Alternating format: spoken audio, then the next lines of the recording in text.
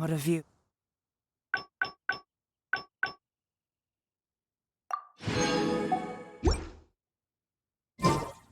How about a quick break so I can sketch this beautiful scenery?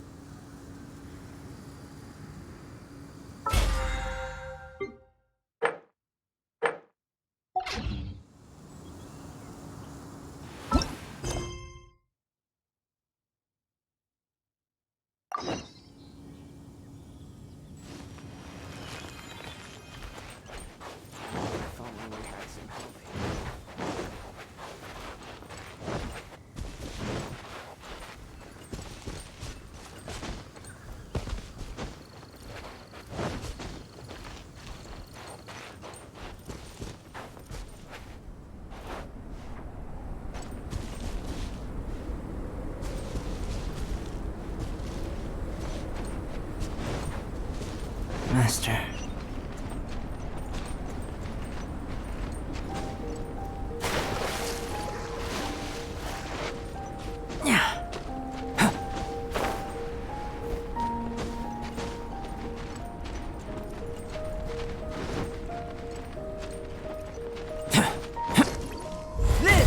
Stand clear. Animal test 6308. Should replace my hammer.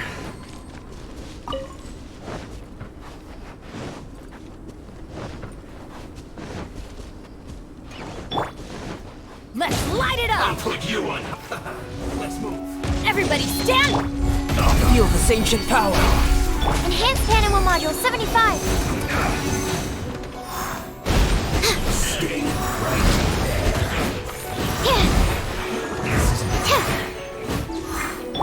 Come into being. there. Some quiet.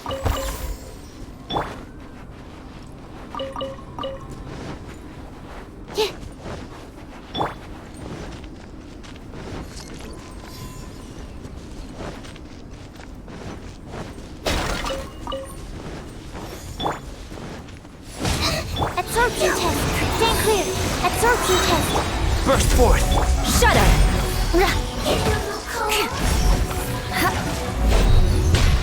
Rack and ruin.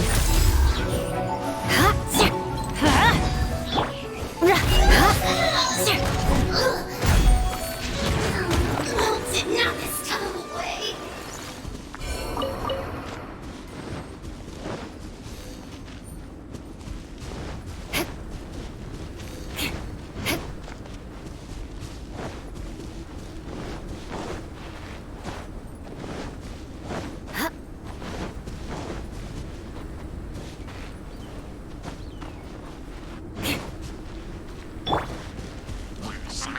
Adventure time! Animal test 6308. Absorption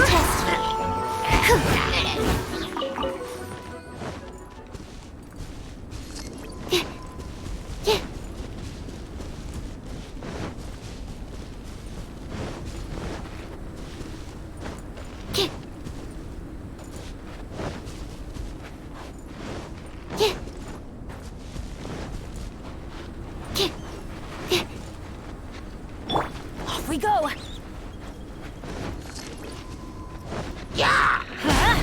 Stand clear! Animal test 63... Live!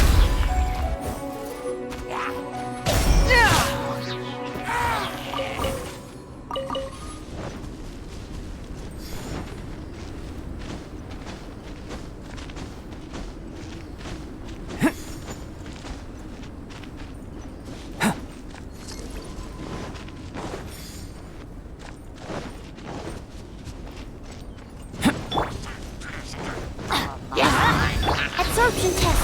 Stand clear. Beg for mercy. Burst forth.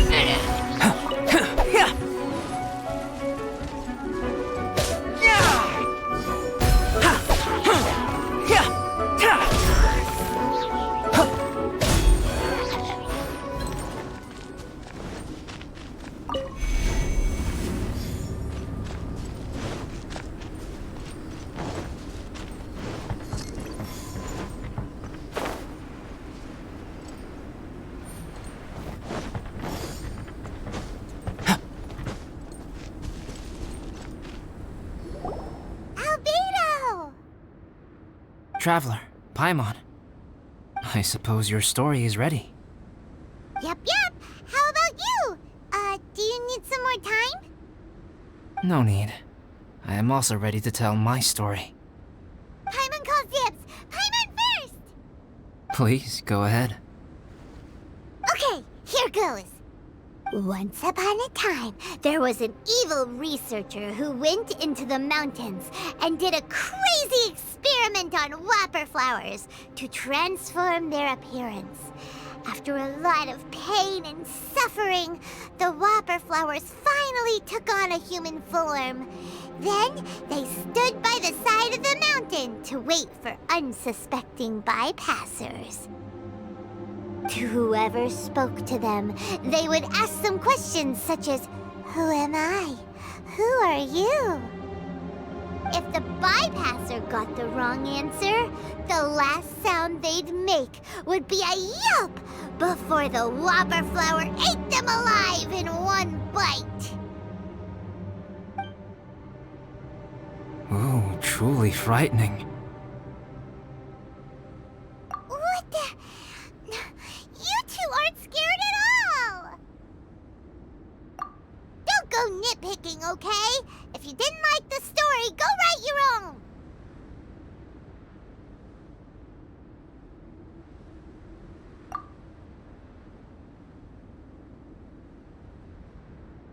In other words, the whopper flowers would ambush and then completely replace their victims. And then what? Go back to where the person lives? Enter their home? Eat their whole family? Paimon made up this story, but now Paimon's the one who's scared by it. It's a good story. Oh, may I write it down? I may bring it up in future conversations.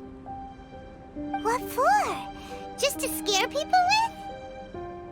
Yes. You've got a real mean streak, Albedo.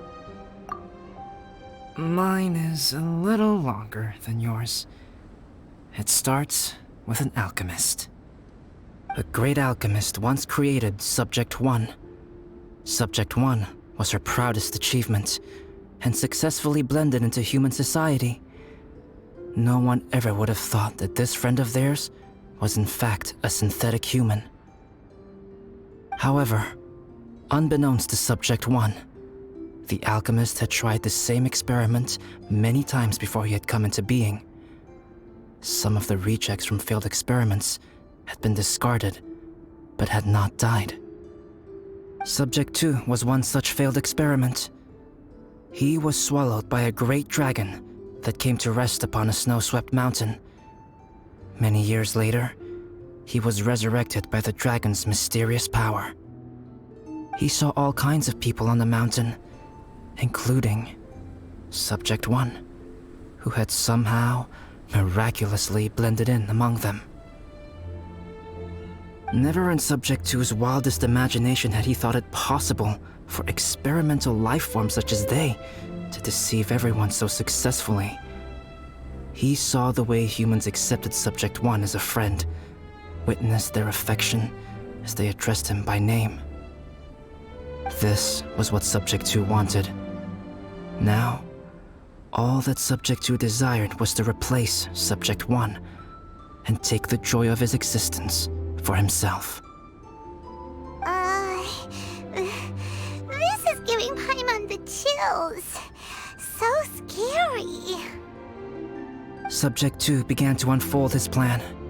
He stole Subject 1's books and notes and studied all that Subject 1 had learned from the alchemist. Subject 2 was highly intelligent, and he learned quickly. He changed his face into an exact replica of Subject 1's face. Then, he found a plant with mimicry capabilities and transformed it using dragon blood and alchemy. And so, not only did Subject 2 transform his own appearance to perfectly match that of Subject 1, he also created a third entity, Subject 3. What? There's 3 of them now? But Subject 2 wanted to become a perfected human.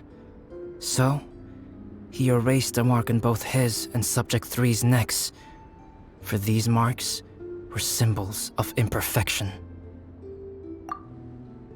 In my view, it was probably a subconscious act, an instinct.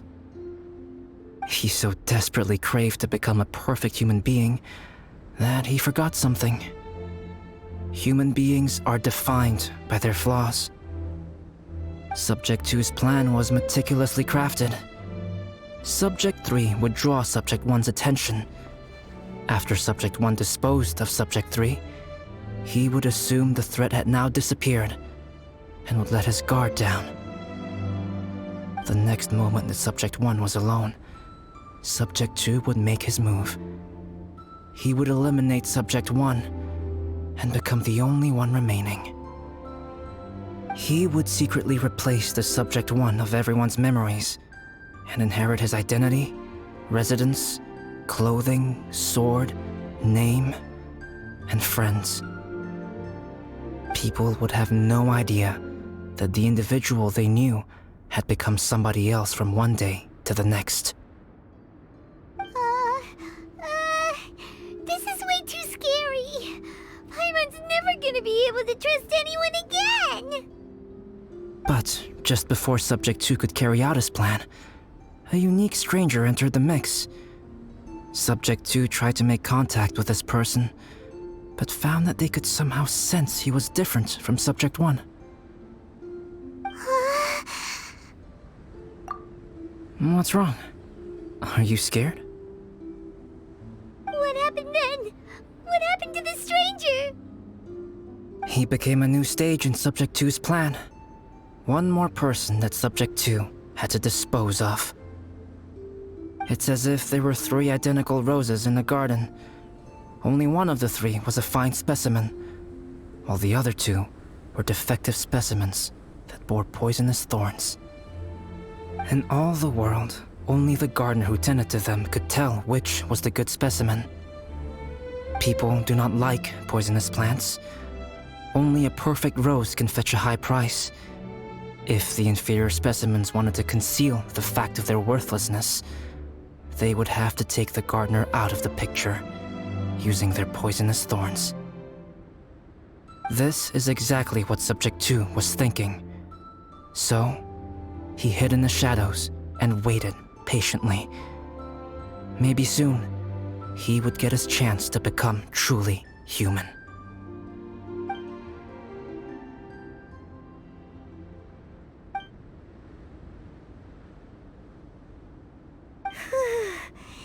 That was intense! So what happened after that? Did Subject 2's plan succeed? Paimon can't bear thinking about it. Fortunately, it is just a story. And even in this story, Subject 2 did not succeed. But you can never let your guard down on Dragonspine. Monsters mutated with Durin's power and blood are also creatures of Rhine-Daughter, just like me. You must beware of all such creatures. I'm glad to hear that. It's okay. I know what I am. You and I are both different, so there is no need for me to hide the truth from you. The only thing is that sometimes, when I think about how mighty the power of alchemy is, I feel so small. As beings who set foot in this world, how arrogant are we in desiring to control our destiny and in desiring to create? Is creation an arrogant act, traveler? If not, why do we call the ones that created us and control us gods? If it is, then what qualifies us to call ourselves creators? How far must we take our reverence and respect, and what purpose does it serve? Nothing special, but whenever I think about it, I feel a twinge of grief. Poor Albedo. Hello? Traveler, are you here? Hey, is that Amber? Thought we might find you here. We're here to deliver a message from Cyrus. There's gonna be a big event down at the base camp, and they want you there too, Traveler. Winter camp is nearing its end. Apparently, even provisional instructors are required to attend. Looks like we need to go, Albedo. Bye for now. Then I won't keep you. I have some things to attend to here, so forgive me for not seeing you down. Don't worry about it. There have been no issues getting up and down the mountain recently. Is everyone ready? Let's not keep them waiting.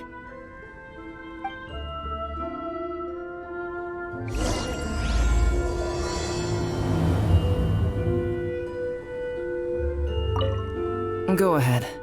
You're one of their instructors, no?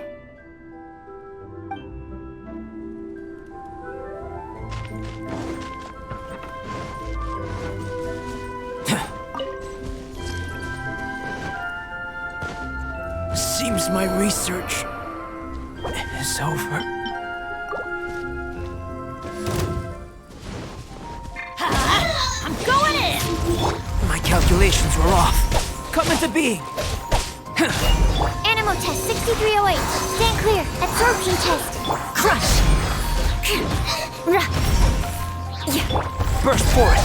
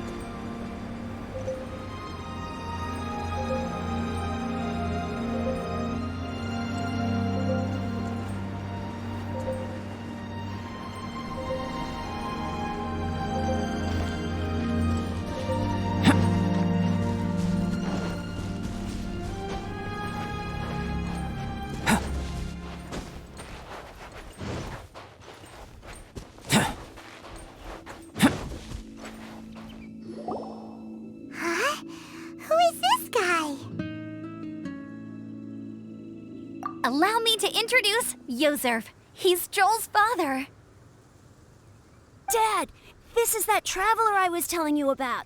The traveler's helped me out loads in the past, and this time we even built a snowman together. Joel has told me everything about you. I can't thank you enough. Wow! This is amazing! Wait a second.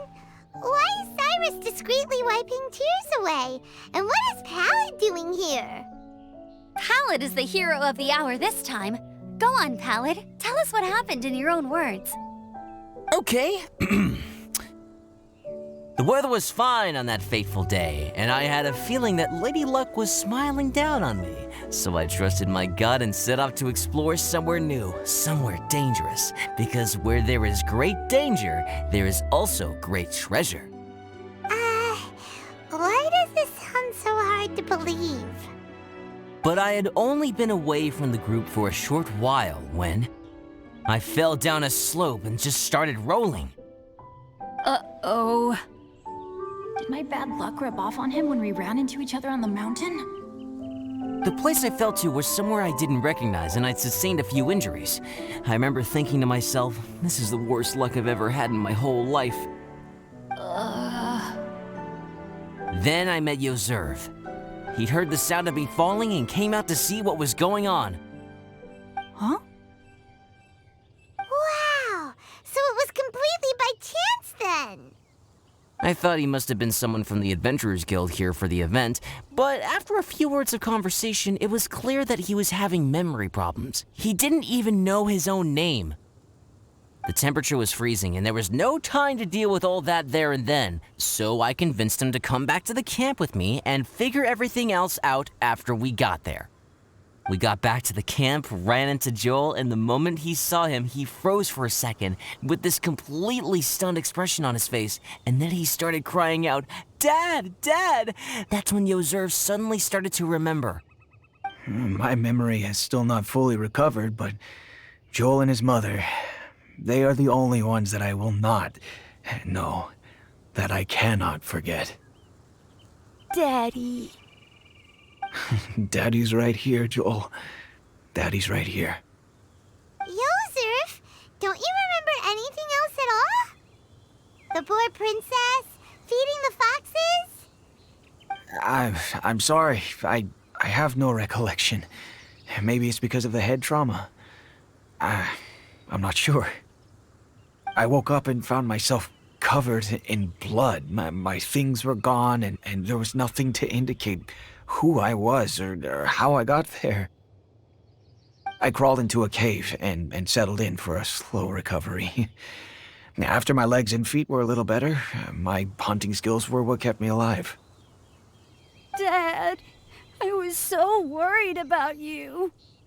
I'm all right now, Joel. Oh, don't cry. Daddy's not going anywhere. I'm here to stay. Oh, this is good. This is good. You know what, though? I definitely think my luck got worse after running into Benin on that mountain. I knew it. I just... No. I just meant if it weren't for you, there's no way I ever would have run into Yozerv on a mountain this huge. Besides, we got back safely, didn't we? So don't blame yourself. Maybe sometimes miracles can only happen when you get just unlucky enough. Ballad. When did you become such a smooth talker, huh? Huh? Am I? I was just telling the truth. Oh, yeah. I want to say thank you to the Traveler, Uncle Cyrus, Auntie Eula, and Auntie Amber. Thanks, everyone. You all helped look after me, and I will always remember it. But I guess I can't take the snowman with me, or it'll melt once it leaves Dragonspine. It's such a shame. Oh, I can help with that. One moment. Huh? Eula?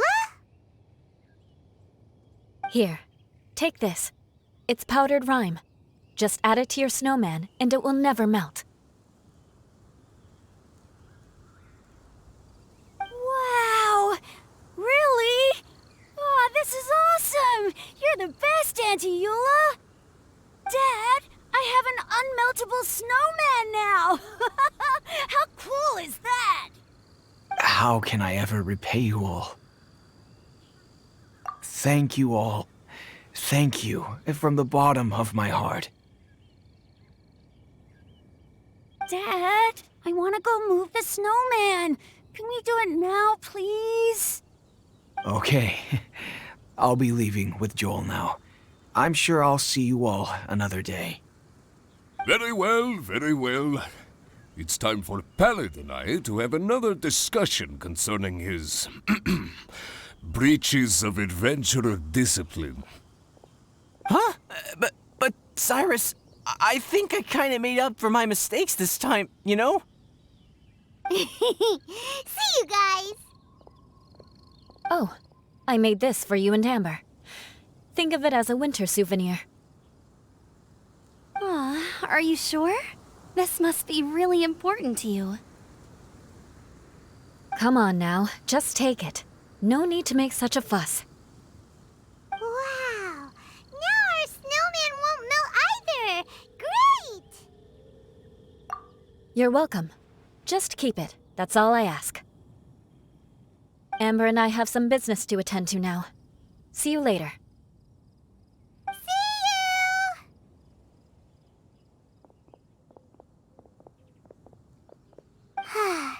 Everyone's gone. Seems like they've all got their own stuff to do now. Oh! You know what?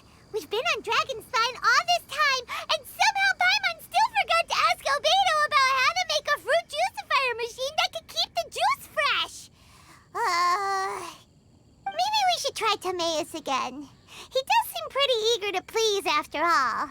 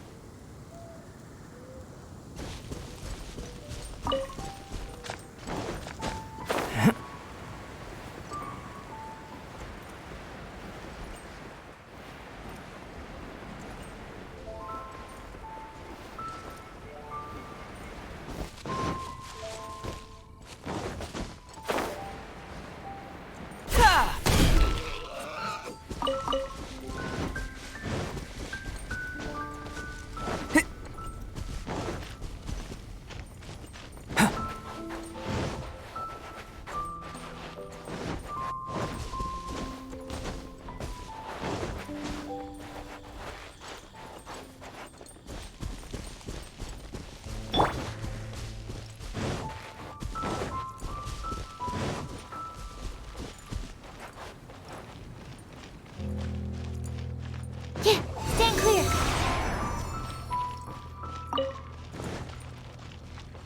Animal test 6308.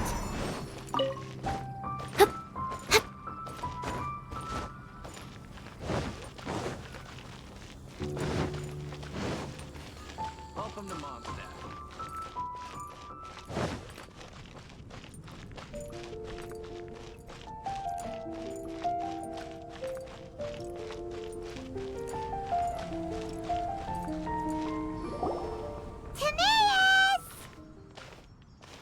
Traveler and Paimon, what can I do for you? Wait a minute. You've got that mischievous look on your face. Oh, you're not still thinking about that ridiculous juicer thing, are you? Timaeus, will you help us? Well, if the Traveler isn't really interested, then, yeah, maybe I'll give this one a pass. It's just the weirdest request ever. No, but Paimon's Sunsettias are gonna go to waste without it. And the time it would take me to research something like that, I could probably pick those Sunsettias again 10 times over. New research project, Timaeus? We meet again. Oh, Albedo, thank goodness. So the situation is, Paimon wants a machine that can turn fruit into juice and keep the juice fresh. I mean, surely it's... Majorly important, that's what it is. If you can manage to invent this, we'll never have to worry about fruit going bad ever again. That's impossible.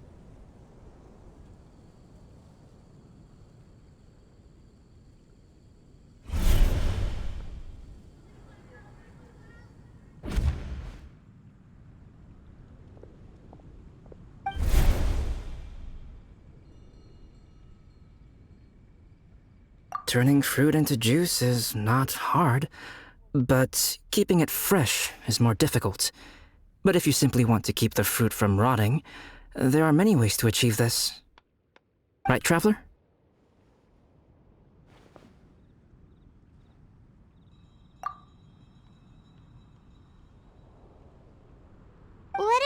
neck.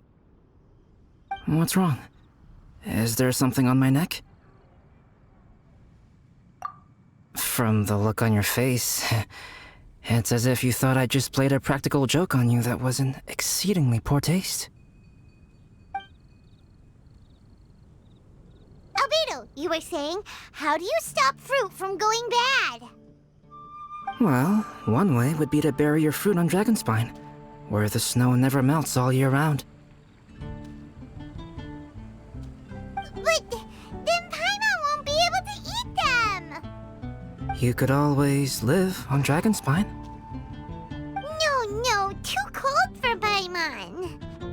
Or you can give the fruit to me, and I would take it to Dragonspine for you. But since you don't like the cold, you'd have to send someone else to pick them up when you want them. This is where you come in, Traveler. Suddenly sounds a lot more feasible with other people doing all the work. Okay then, shall we go with that idea? Fruit buried on Dragonspine will stay fresh for much longer. However, it is also possible that the fruit will sprout and grow into fruit trees. Who knows? Maybe the next time you visit, it will have grown into an orchard. You can water the trees, add fertilizer, and when they finally bear fruit, you will have some fresh sunsettias. No way! Then Paimon will have to be a gardener! That's not the goal here. Oh? Well, I don't think being a gardener is so bad.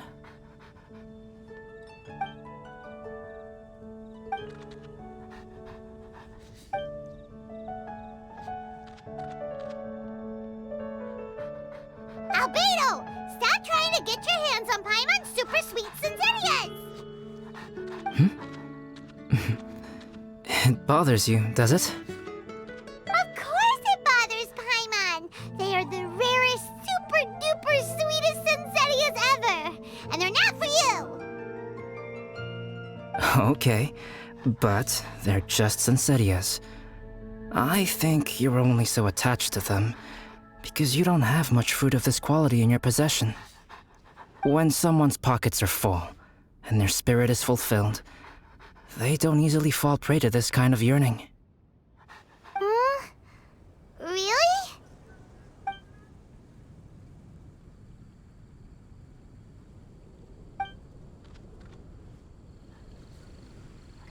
Welcome. How can I help you? That's a nice haul.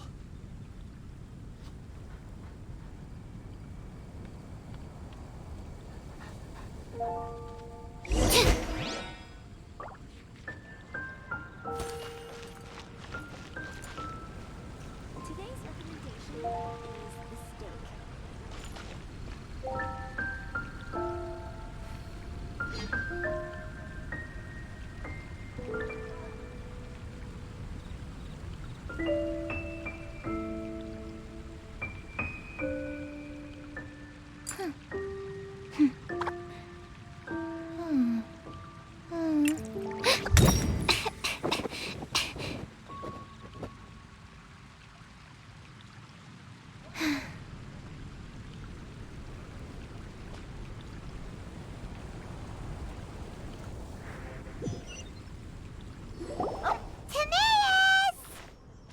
Traveler and Paimon. Wait a minute. Timaeus, will you help us? Well, No! in the New research project, Timaeus? We meet again. Oh, Albedo, thank. Majorly important! That's impossible.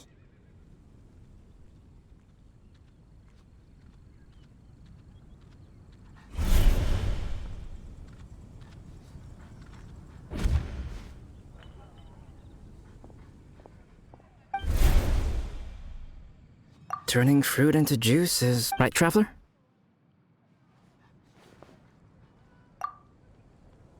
What about his neck? What's wrong?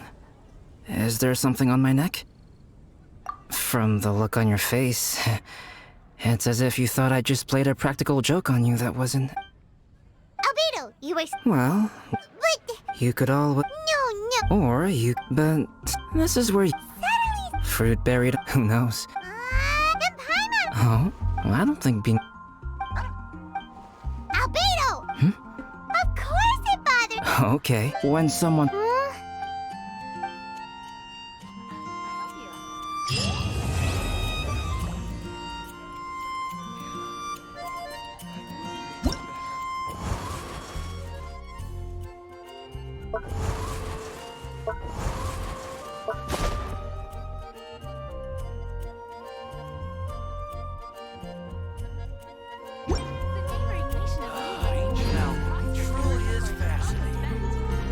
Dragonspine is too cold for ordinary fruit trees to survive.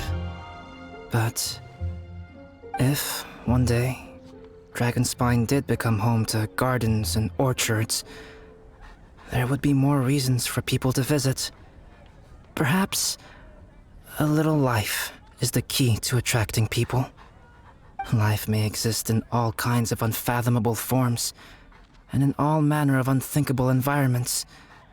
Mysterious, yet tenacious. Perhaps this is what makes life so special.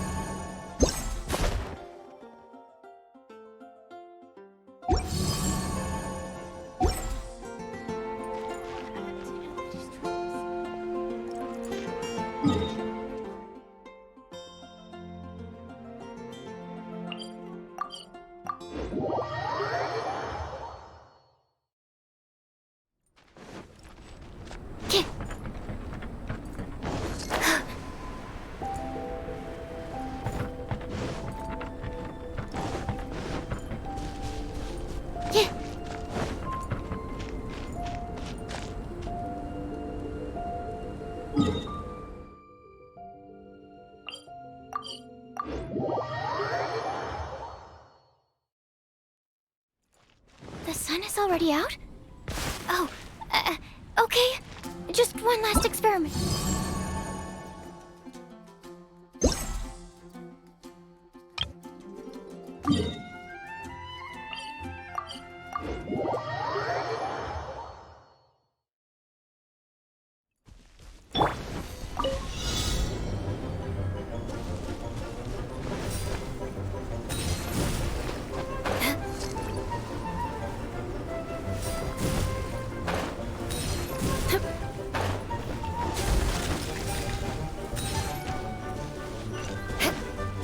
More speed. More speed.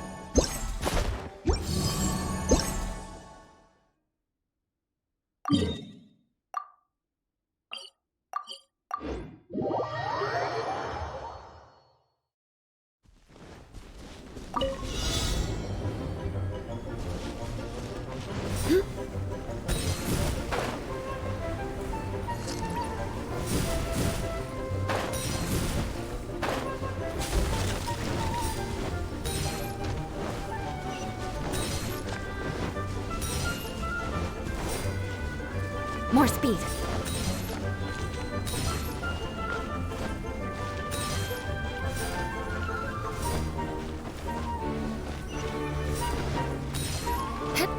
Time to scout.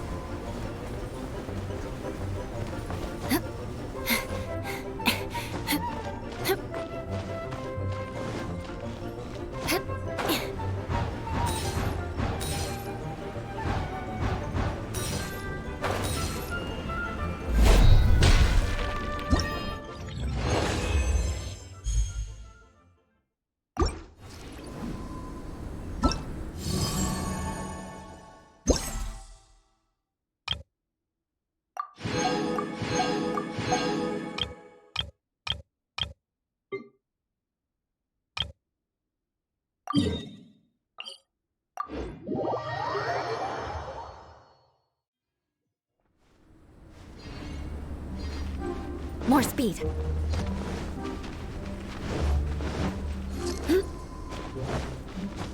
Time to scout. Yeah! Let's light it up!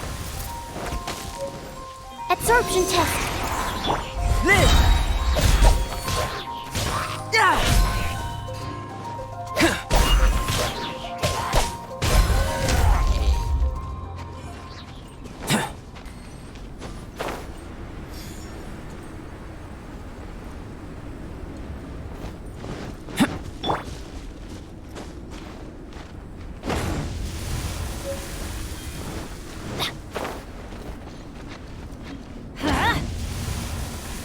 Adventure time!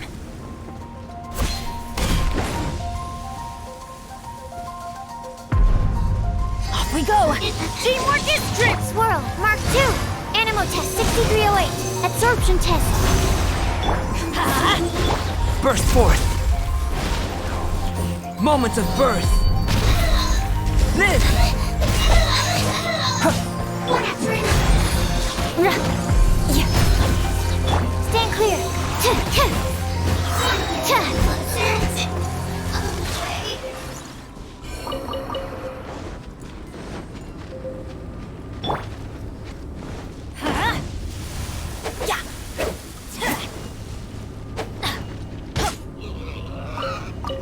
Off we go!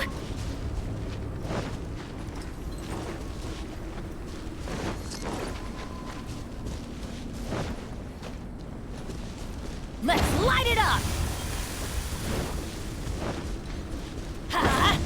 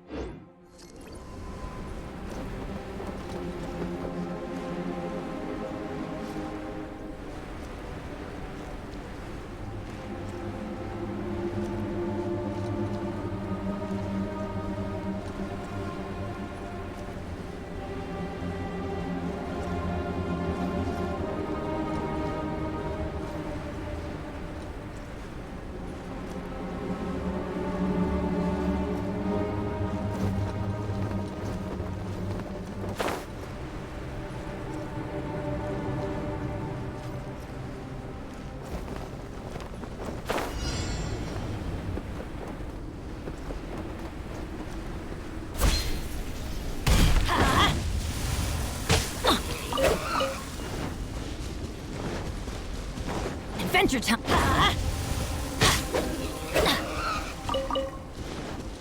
Adventure time!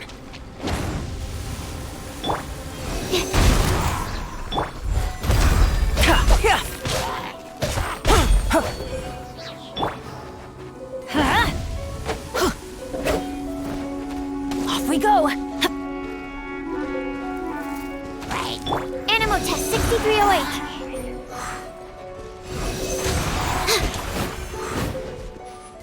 Let's light it up!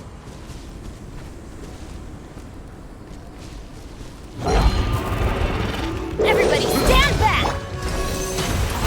Absorption test. Yep. Burst forth!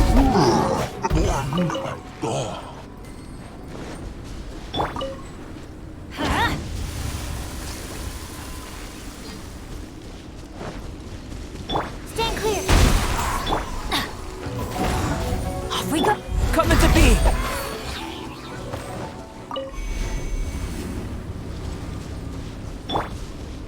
Let's light it up!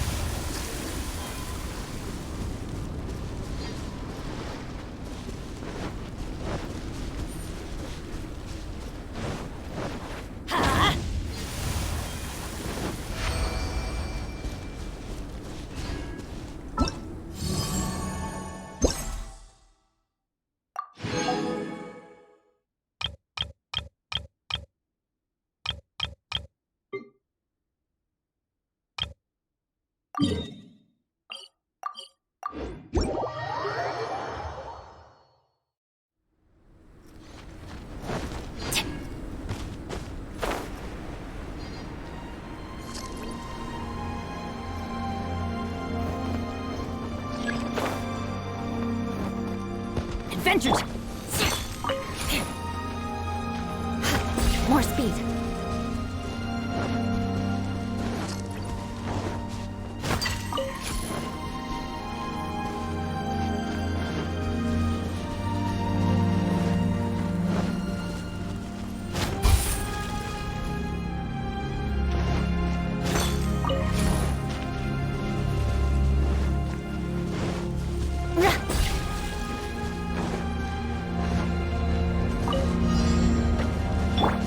Let's light it up!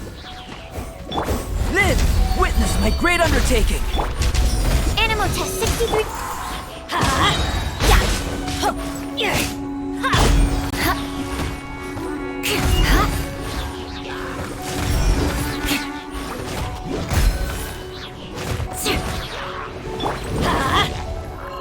I'm going in! Animal hypostasis emulation. Absorption test. Beg for mercy. Vengeance will be mine. I condemn you!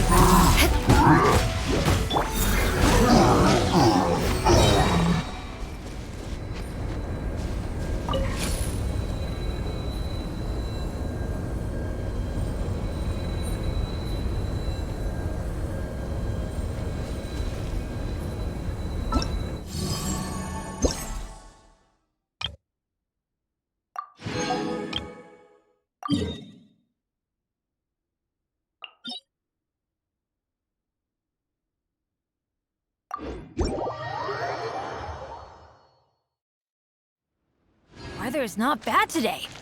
Oh, crud. I jinxed it. Now it's bound to rain.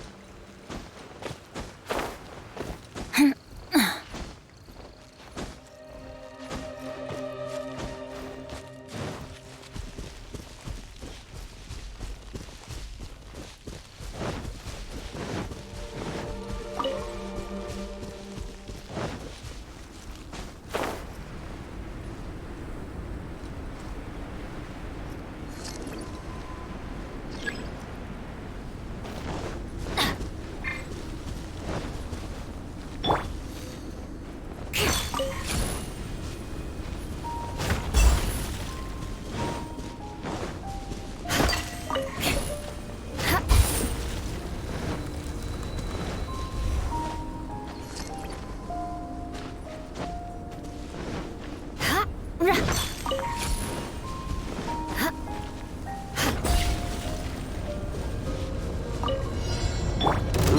to be! Feel the sanctioned power!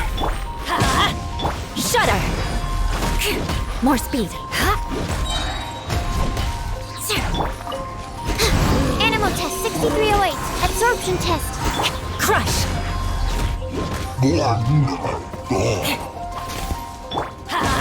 Teamwork is dreamwork! Stand clear. Let's light it up! Beg for mercy.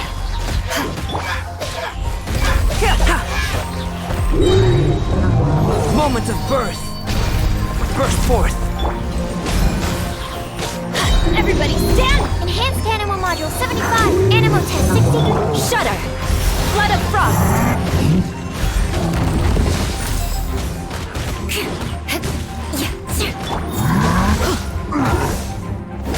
Adventure time! Teamwork is dreamwork! Absorption test. Live! Witness my great undertaking!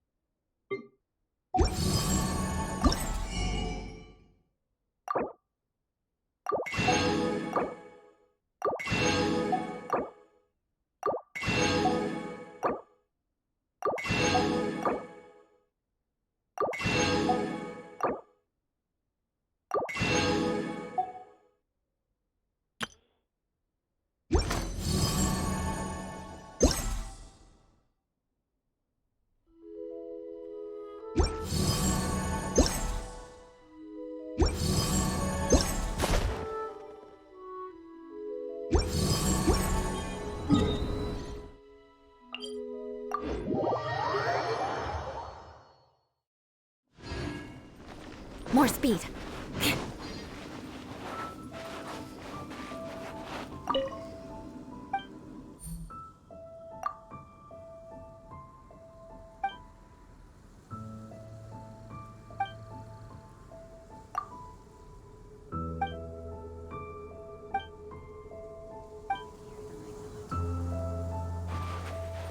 More speed.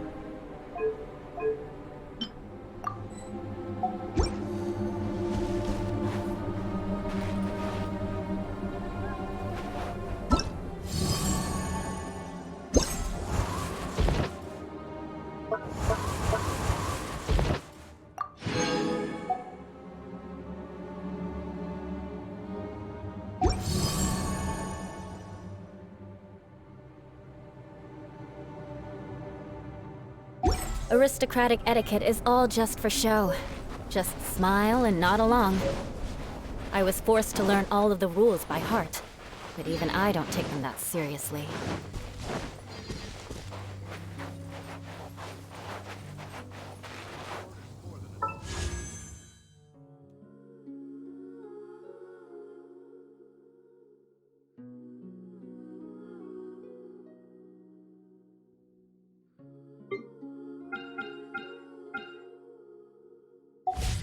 Seems trickier than I thought.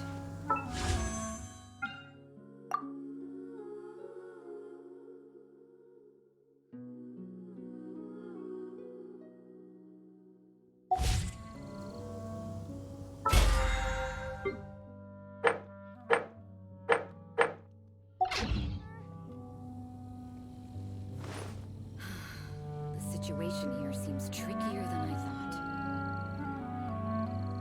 thought.